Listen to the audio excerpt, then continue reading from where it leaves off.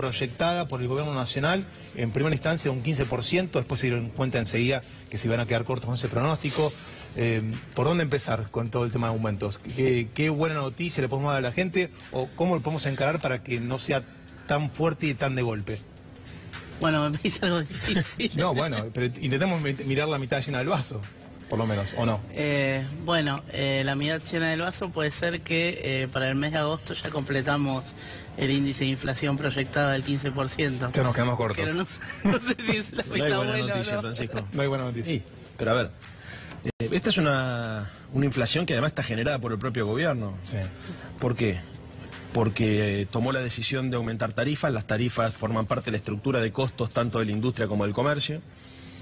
Y creo que además lo más triste de todo es que la única política inflacionaria que han demostrado hasta acá es pedirle a la sociedad que acepte paritarias por debajo de la meta de inflación.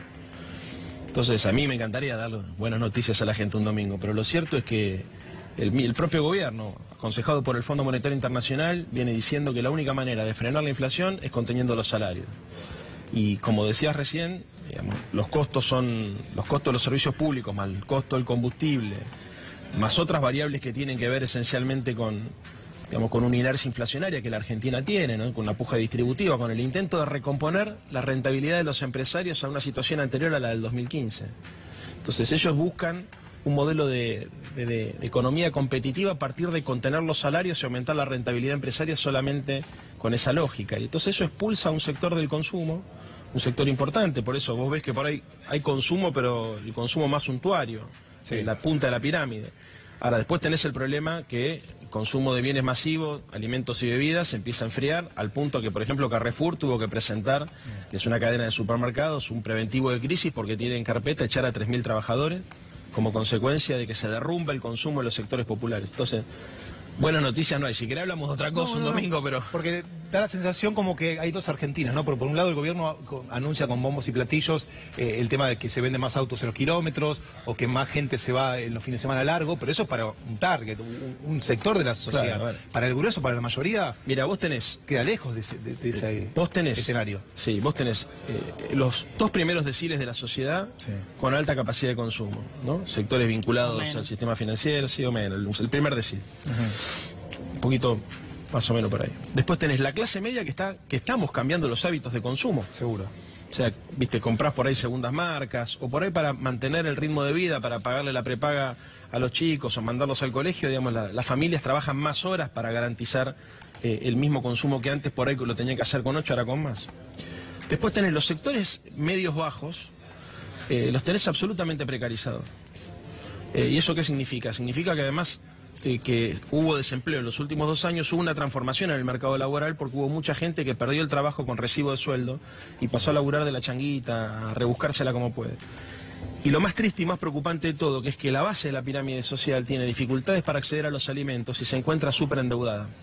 O sea, siempre hablamos de la deuda externa, hablamos poco de la deuda de las familias privadas, ¿viste? O sea, y la verdad que la clase media, media baja... Hoy la estrella de la familia, la jefa del hogar es la tarjeta de crédito. Vos tenés dos cosas, eso te iba a decir, la tarjeta de crédito y después tenés los créditos Argenta que dieron en el segundo semestre del año pasado, casi 56.000 millones de pesos, donde de alguna manera le sacaron plata a los jubilados y a los beneficiarios de la asignación universal por hijo para volver a dárselas, pero con una tasa de interés del 26%.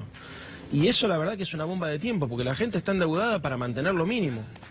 Llegamos al absurdo de que vos querés hacer una fiesta de cumpleaños, querés comprar un asado, unas bebidas, y la gente lo paga en 3, 4 cuotas. O las tarifas de gas, que te han anunciado que a partir de este año vas a poder pagar las tarifas de gas en el verano, porque todo el mundo prevé que van a ser absolutamente impagables en el invierno, por lo que va a salir. Entonces, estamos frente a una bomba de tiempo, efectivamente la sociedad se fragmenta, hay más desigualdad, hay un sector que vive muy bien, hay un sector que se la rebusca como puede y hay un sector que lo están empujando al precipicio. Y Eva, y yendo al terreno más estrictamente técnico, la inflación no cede, ¿cómo se la combate? Porque años atrás el modelo era un modelo de economía caliente, de mucho consumo, de emisión, sí, y con este escenario de los últimos 2 años o con esta nueva gestión que apunta más a un ajuste, un enfriamiento de la economía. Lo cierto es que ninguno de los dos mecanismos, por lo menos para controlar la inflación, está dando resultados. Sí, teníamos unas placas, no sé si... Dale, Vamos sí, a las poder repasamos. ver. Ya las publicamos para que nos vayas ayudando Sí. con números, que siempre es importante respaldar esto con números. Sí, acá tenemos lo que es el pronóstico del relevamiento de expectativas de mercados, lo que se conoce como el REM, Bien. que es una encuesta que se hace entre las principales consultoras que hace el Banco Central y Sí. eso es un valor promedio de lo que están pronosticando de inflación ¿sí? Anual para el 2018, 2019 y 2020. Como vemos, el año 2018, según lo que el mercado está previendo que va a pasar, la inflación va a ser muy superior a esta meta del 15% que se había fijado. Que el Y propio con- gobierno cuando lo anunció, después medio como que Sí. recularon, ¿no? Sí. Retrocedieron. Sí. Tenía proyectada el 9.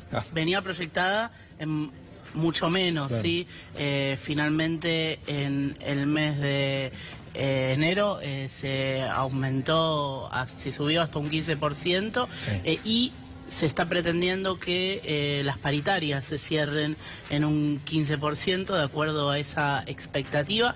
Sin embargo, en realidad lo que te muestra Claro. el mercado es que se prevé una inflación del 20,3%. 5 puntos arriba, O ya sea, de lo vamos. que en promedio se estarían perdiendo cerca de 5 puntos de poder adquisitivo. En realidad depende de cómo se cierren las paritarias y en qué momento caigan, Sí. pero podemos hablar de un promedio esperado de 5 puntos de caída de poder adquisitivo. ¿Sí? Después había otra placa donde justamente también lo que se mostraba era el dólar. ¿sí? A ver, vamos a repasarla. Tipo de cambio. Sí, un tipo de cambio de 22 pesos en diciembre, previsto para diciembre del 2018 Sí. y de 24,6 pesos para 2019. ¿sí? Con un tipo de cambio de 22 pesos, recordemos que ahora estamos en 20 pesos y algo. Monedas. ¿sí? 20.50, 20.55. Exactamente, un peso, 5 de acá a fin de año. Eso implica que también los alimentos van a estar subiendo, porque recordemos que la mesa de los argentinos es una mesa de exportación, donde el precio de los alimentos está en dólares, ¿sí? Lo que estuvo pasando con el pollo, por ejemplo, durante los últimos meses, eso está completamente atado al dólar, ¿sí? Nosotros exportamos granos. Dentro de ellos exportamos maíz, ¿sí? Además de todo lo que está pasando con el tema de la sequía, la constante devaluación del dólar hace que aumente el insumo básico que se le da de comer a los pollos, con lo cual ponen huevos. Por eso están pasando todos estos problemas. O sea, pasan cosas a nivel macroeconómico, pero que después terminan afectando el día a día de las familias. Bueno, y yo te preguntaba recién, digamos, ya sé que no hay receta mágica, pero digamos, ¿cómo combatir la inflación, que parece ser el gran flagelo? Bueno, lo que están haciendo las familias, lamentablemente, ¿Qué es lo muy- primero que recortan? O cuando uno tiene que elegir recortar un gasto, ¿qué recortás? Bueno, es que justamente lo que está pasando, tristemente, sí, es que hay cosas que están aumentando y son muy difíciles de reemplazar, ¿sí? O son muy difíciles de recortar. Por ejemplo, los alimentos, ¿no? ¿Qué es lo que están haciendo los hogares? No es que los hogares consumen menos alimentos porque están comprando autos o porque están pensando en endeudarse en uvas. Eso queda relegado para un sector de la sociedad. sector de clase alta, ¿sí? Con buenos ingresos. Pero las familias lo que están haciendo es reemplazando proteínas, por ejemplo, por hidratos de carbono, o reemplazando proteínas de buena calidad por otras proteínas más baratas, reemplazando cortes de carne, Sí. y hasta algunos hogares restringiendo la cantidad de calorías que consumen. Conozco Y vos varias recién familias. hablabas, Sí. perdón, pero vos recién hablabas de las segundas marcas. Y cuando vas al súper te encontrás que hoy por hoy las segundas marcas tampoco son tan baratas. Hay de todo, podés encontrar en algunos productos, qué sé yo, no sé, querés elegir atún, tenés varias marcas, pero hay segundas marcas que ya no son tan baratas o no tienen tanta diferencia como antes, me da esa sensación. Totalmente, mira, es que cuando el Estado se retira del control de la economía pasan estas cosas. Yo creo que hay 3 nichos que la verdad nos preocupan a todos los argentinos. El primero son los alimentos, Sí. el segundo son los remedios y el tercero son las tarifas de los servicios públicos. El Estado no se puede retirar de eso, porque viste, la gente no se, vos no le puede pedir a la sociedad que coma distinto, que elija qué remedios, te habrán contado recién, ¿no? Hay gente que va con las recetas al farmacéutico y le dice, mira, me dieron todo esto, no me alcanza la guita, decime qué es lo imprescindible. Entonces, y además, en un contexto de abandono total del Estado, porque, recordémosle a la gente, o sea, el gobierno tomó la decisión de dejar de asistir gratuitamente a la gente del PAMI con medicamentos, o sea, también se nota la pérdida de prestaciones. Y bueno, yo creo, la verdad, que acá hay un programa económico de redistribución del ingreso, pero regresivo, en sentido contrario. Cuando vos ves además la política antiinflacionaria del gobierno, todo ataca contra el empleo y el consumo. O sea, esto que planteamos, ¿no? Reducir los salarios, lo que hicieron con los jubilados, por ejemplo, al año pasado, a fin del año pasado, programar, digamos, para que la fórmula de actualización de haberes le dé menos, eso también enfría el consumo, la apertura de las importaciones. Tenemos una placa con respecto a la inflación de lo que estábamos hablando para ver, la inflación sin freno proyectan un 20,3 para el 2018 y es todo lo que viene que dicen que en realidad en el mes de agosto se llega a la meta, ¿esto es así? En el mes de agosto ya se llega a un 14,9% de inflación acumulada, sí, ya en septiembre se habría superado la meta de inflación, lo cual justamente en una situación donde ya tenemos un consumo que está cayendo, ¿sí? Ese repunte del último semestre del 2017 fue simplemente un rebote momentáneo, pero los indicadores nuevamente que vienen están dando mal, ¿sí? Y es preocupante. Ya solo, viendo la placa recién, si ves febrero, marzo y abril con el tema de aumento de tarifas, ya se le fue lo proyectado, digamos. Claro. Es imposible. Bueno, esa es la otra cuestión, ¿sí? De cómo se está qué es lo que está indicándonos la inflación y qué es lo que se está midiendo. Porque si uno analiza la inflación así solamente, bueno, dio un 1,2%, un 3% según el MED, de una inflación muy alta, pero en realidad los aumentos fueron mucho mayores, ¿sí? Eso pasa porque en el cálculo que propone el INDEC, el cálculo oficial, se subestiman, por ejemplo, las tarifas de los servicios públicos, ¿sí? Entonces tenemos un abril donde todos los servicios están aumentando arriba un 5%, como mínimo 30%, ¿sí? Tenemos el gas que aumenta un 32%. Ahora justo cuando va a empezar el frío, en el momento donde va a empezar el frío, ¿sí?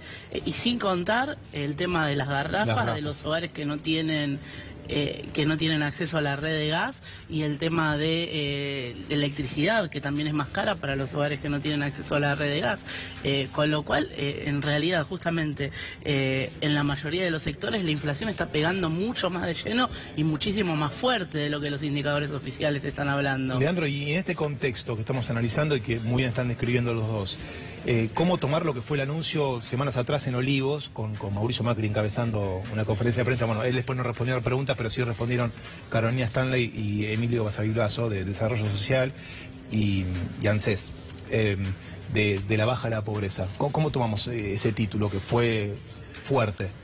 Mirá, una cosa antes. Sí. ¿Qué es la inflación? Es una pelea entre los precios y los salarios. Suben los precios, paritarias, suben los salarios, es una puja. Sí. Si los precios quedan acá y los salarios quedan acá, se acabó la inflación, ¿no es cierto? Pero perdiste poder adquisitivo.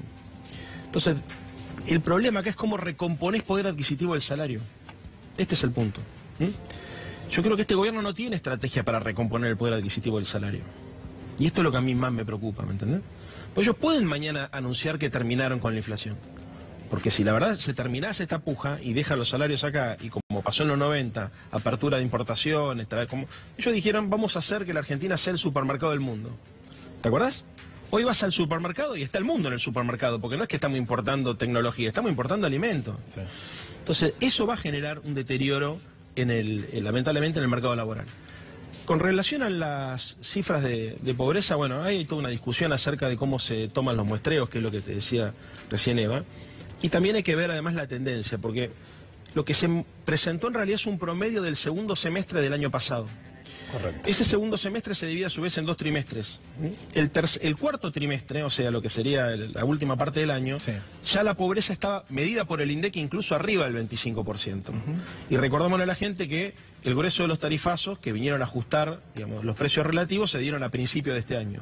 Con lo cual, con la misma metodología del INDEC, si hoy utilizáramos o tratáramos de sacar una muestra actual, el índice daría muy superior a lo que anunciaron. Este primer trimestre de 2018. Claro, ¿entendés? Ellos te anunciaron un promedio del último semestre del 2017. Correcto. Bueno, ese último semestre la tendencia fue al alza, porque el último trimestre del semestre daba al alza, y el primer trimestre de este año, con todos estos ajustes de precios, da mucho peor. Pero yo te hago una pregunta. Sí. ¿Vos sentís de verdad que hay una política pública del Estado para contener a los sectores populares?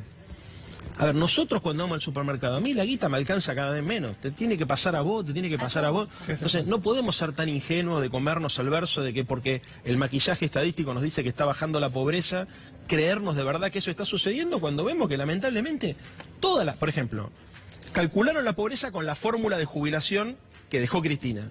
Ahora, ellos mismos modificaron esa fórmula de cálculo de la jubilación y ahora redujeron las jubilaciones. Que entró en vigencia en diciembre de 2017 cuando Exactamente. se cortó esta... Exactamente. Entonces, acá me parece que el gobierno trata de construir un relato para justificar y ganar tiempo.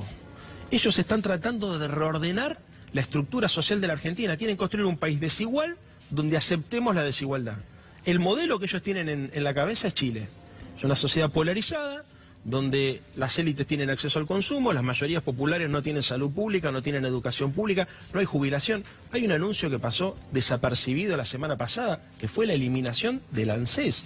Yo lo leí en el Cronista Comercial, tapa el Cronista Comercial, un diario que no se lo puede acusar de kirchnerista, diciendo que el gobierno tiene en carpeta una nueva reforma al régimen previsional. Sí, es lo que hablábamos recién con la abogada. Ah, bueno. Sí, sí, sí. A ver, estamos frente a un gobierno absolutamente insensible, ¿viste? Si vos... Pero vos ves ahí encubierto virar hacia el sistema privado, a Por volver supuesto. a la CFJP. Además, en el régimen, mira, hay cosas que son increíbles. Lamentablemente muchas veces uno tiene poco tiempo para dar detalles. Pero Sí. cuando se hizo la reforma tributaria el año pasado, Sí. una de las cosas que pusieron fue la posibilidad de descargar ganancias si vos aportás un régimen de capitalización individual. Ya prepararon en la reforma previsional el camino para un sistema mixto de reparto para los pobres y solidario, entre comillas, Sí. y un sistema de capitalización individual. Y además recordémosle a la gente que también cuando se vota la reparación histórica, una de las cláusulas o de los puntos de esa reparación histórica era la conformación de una comisión bicameral para revisar el conjunto del sistema. Entonces estamos pensando, en realidad, o están pensando los que están gobernando, un país donde cada uno se preocupe de sí mismo, donde se rompa el pacto social, donde se rompa el contrato social de la Argentina, que es un contrato que está basado sobre la idea de la solidaridad y de la cohesión social, que cada uno se las arregle como puede, libre mercado, el Estado se retira, garantiza la libertad o la seguridad jurídica de los grandes jugadores, y después vos, si sos jubilado, que te banquen tus pibes. Entonces, en ese contexto, digamos, no hay que ser mago para darse cuenta que todos los indicadores sociales van a empeorar, lamentablemente, y lo que van a buscar es una reforma cultural para que la sociedad tolere estos niveles de desigualdad. Por eso la meritocracia, por eso la idea de que cada uno piense en sí mismo. Hay toda una construcción simbólica y discursiva que los tipos tienen pensado y que están trabajando activamente para garantizar que la sociedad tolere, la verdad, a mi criterio, increíblemente todos estos avasallamientos, paritaria por debajo de la inflación, le sacaron la plata a los jubilados, a los discapacitados, a los chicos de la asignación universal por hijo, les prometieron que iban a terminar con el impuesto a la ganancia, no se lo sacaron, sacaron fútbol para todos, recortan las prestaciones de salud a los jubilados del PAMI. Si yo te decía esto, transporte que afecta a las clases más si bajas. yo te decía esto, en junio del 2015 vos me decías que estábamos haciendo la campaña del miedo. Entonces, la verdad, cuando uno nota todas las cosas que se fueron sucediendo y las compara con lo que prometieron, uno no puede creer cómo la sociedad argentina tolera tanto. A mí me sorprende cómo naturalizamos esta situación. Y ganaron las legislativas, ¿no? De medio El año término. pasado, Sí. en este contexto, que ahora se va agudizando, Sí. ¿no?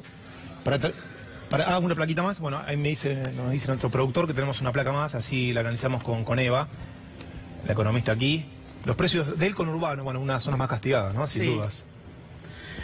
Acá lo que tenemos son los precios de algunos productos seleccionados de un relevamiento que realizó la CEPA junto con la Universidad Nacional de General Sarmiento y la CETEP.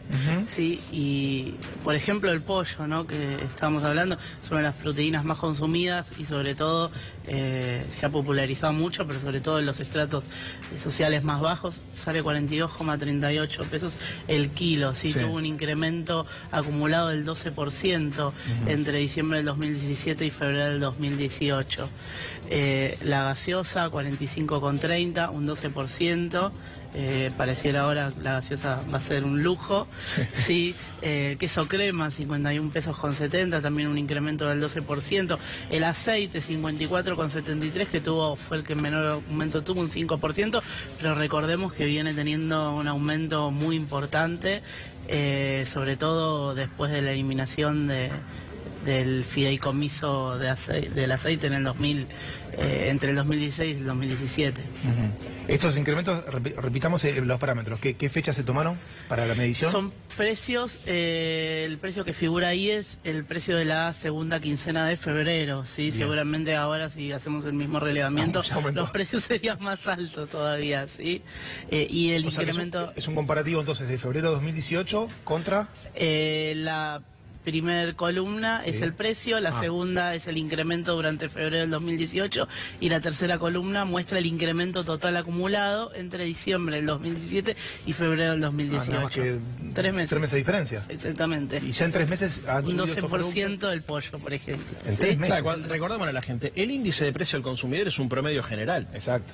Que te meten un montón de cosas, algunas cosas que no suben y otras cosas que suben mucho. Entonces acá estamos repasando productos de consumo día a día. cotidiano, eso es el punto. O sea, por eso siempre decimos que la inflación le pega más a la base de la pirámide social y a los jubilados, que tienen otra canasta, no tiene que ver con el 20,3 que quieren mostrar que van a alcanzar. Y esto es una cosa que preocupa y el Estado no puede hacerse el desentendido, tiene que asistir siempre a los más desfavorecidos. Leandro, vos decías que el gobierno intenta apuntar al modelo de Chile, pero digamos, ¿cuánto tiempo más resiste esto de que haya dos sociedades o se polarice tanto, ¿no? De una clase adinerada o media alta y una clase media baja? ¿Cuánto tiempo más resiste? Culturalmente, a los bolsillos. A ver, recordémosle a la gente que en los 90 el menemismo destruyó la cultura del empleo. Y lograron la reelección incluso con los votos de los nuevos desocupados y de los nuevos pobres. El comportamiento electoral no necesariamente es un reflejo del deterioro socioeconómico.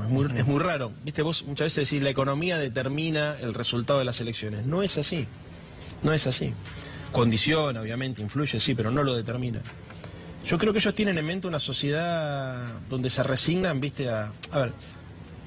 Ellos, ¿viste cuando se dice gobiernan para los ricos? Sí. El tema es que ponen el Estado solamente al servicio de la rentabilidad privada y se desentienden de la distribución social del excedente, o sea, se desentienden de la función que tendrían que tener de proteger a la gente. ¿Pero apuntan a la teoría del derrame o...? No, ni siquiera, o sea, porque la teoría del derrame, en definitiva ellos lo que dicen es vos para competir en el mundo tenés que ayudar a los ricos a que sean cada vez más ricos, porque el mundo es desigual. Y eso es cierto, o sea, es verdad. El mundo es desigual, si el Estado se retira, esto se produce, la polarización social se produce solo. El tema es que nosotros como sociedad, a partir del irigoyenismo primero y del peronismo después, decidimos que vamos a hacer cosas para que nuestros mayores, los sectores más desfavorecidos, estén adentro. Mirá, ellos dicen siempre, el régimen previsional entra en crisis porque no se puede financiar, porque antes había 7 trabajadores activos por cada trabajador pasivo, y hoy el mercado laboral cambió, tienen razón. Ahora, nosotros tomamos también una decisión como sociedad, que ese régimen que permite la cobertura previsional se va a financiar también con impuestos generales, ¿no? La ANSES se financia también con impuestos generales. O sea, cuando te plantean la presión impositiva, bueno, es verdad, la Argentina por ahí tiene una carga impositiva importante, pero lo tiene porque tenemos la cobertura de jubilación más importante de América, con casi el 98% de nuestra tercera edad cubierta. Tenemos servicios de salud y educación pública que son ejemplo en el mundo. O sea, yo le contaba a los compañeros, yo soy docente universitario de la UBA en las cárceles. Cuando le contaba que formaba parte del programa UBA 22 no lo podían creer porque la familia no tiene acceso a la universidad pública. En la Argentina sí. Todo ese estado de bienestar es lo que ellos quieren demontar para garantizar la rentabilidad a partir del aumento de la disminución de salarios y la disminución de impuestos a las empresas. Pero eso genera una sociedad, como decías vos, desigual e inestable. No sé cómo lo piensan sostener en el tiempo si no es a través o del incremento de una actitud represiva o de un cambio brutal cultural que genere de alguna manera la resignación y la resignación en la construcción de una sociedad estratificada, se llama en sociología eso. Sí. ¿Viste vos? Nosotros somos hijos de la movilidad social ascendente, ¿viste? Mi hijo el doctor, o sea, yo vengo, laburo en la Argentina, mando a mis hijos a la universidad, se reciben y mi familia asciende socialmente. Sí, tratar de emparejar para arriba, siempre. Ese era el pacto social fundante de la Argentina. Sí. Muy bien. Ellos ahora plantean otra, la movilidad individual ascendente, ¿no? Y que en todo caso, como te han dicho muchas veces, si te tocó ser mucama, tenés que ser la mejor mucama y disfrutar esa situación. ¿Entendés? Y eso la verdad que es un punto de quiebre de la dignidad de la persona humana, que para mí eso es insostenible en el tiempo, pero ellos están tratando aceleradamente de cambiar la mentalidad y el sentido común. Bueno, veremos si lo logran, yo creo que no. Bien. Bueno. Muchísimas gracias a los dos por haber venido, muy amables. Gracias para ambos. Gracias.